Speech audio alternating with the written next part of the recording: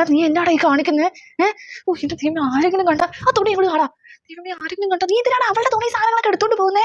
അവൾ എടുത്തോളും, നീ എന്തിനാ തുണിയൊക്കെ എടുത്തോണ്ട് പോകുന്നേ? ദൈവമേ, നട്ട് വലിയൊരു കണ്ട നാണക്കേട്. അപ്പൊ എന്താ പറയണേ? ഞാൻ അല്ലെ ഭാര്യയുടെ തുണിയൊന്നും അല്ല എടുത്തോണ്ട് പോകുന്നത്, എന്റെ ഭാര്യയുടെയാ. അതിനിപ്പോ എന്താ? അതിനെന്താന്നോ 10-30 വയസ്സായി നീ നോക്കത്തില്ല, അതിനെ അറ്റ് ചന്തിക്ക് ഒരു പടവെച്ചാ ഞാൻ ചെറുക്കം കിടന്ന് കാണിക്കുന്നേ. അവിടെ ഫ്ലാറ്റ് ഉണ്ടായിരുന്ന സമയത്ത് അവളുടെ തുണി വരെ ഞാൻ അലക്കിക്കൊണ്ടിരുന്നേ. എന്നിട്ടാ ഒരു ദിവസം ഞാൻ അലക്കും, ഒരു ദിവസം അവൾ അലക്കും, അങ്ങനെയാ. എന്തോന്നു അതിനൊക്കെ എന്തിനാ? എന്റെ ഭാര്യയുടെ അല്ലേ, വേറെ ആരുടെ അല്ലല്ലോ. ഞാൻ അമ്മനെ കൂടെ ഒരു കഷ്ടമാകുന്നു. എടാ നീ എടുത്തു,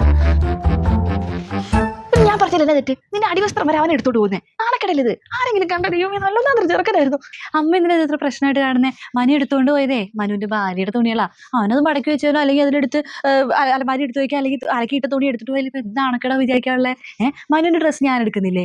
മനുവിന്റെ ഡ്രസ്സ് അലക്കുകയും അത് മടക്കി വെക്കുകയും തേക്കും അതൊക്കെ ചെയ്യാൻ എനിക്ക് പറ്റുമെങ്കിൽ എന്റെ ഡ്രസ്സും കാര്യങ്ങളെല്ലാം ചെയ്യാനും അവന് പറ്റും.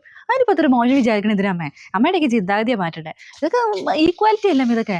ആണ് പെണ്ണൊന്നും ഇല്ലല്ലോ ഇതൊന്നും. അവിടെ ഫ്ലാറ്റിലുണ്ടായ സമയത്ത് മനു ആയിരുന്നു എന്റെ ഡ്രസ്സും കാര്യങ്ങളൊക്കെ വാഷ് ചെയ്തോണ്ടിരുന്നത്. ഞാനും അവന് ചെയ്യാറുണ്ട്, എന്റെ അവനും ചെയ്യാറുണ്ട്.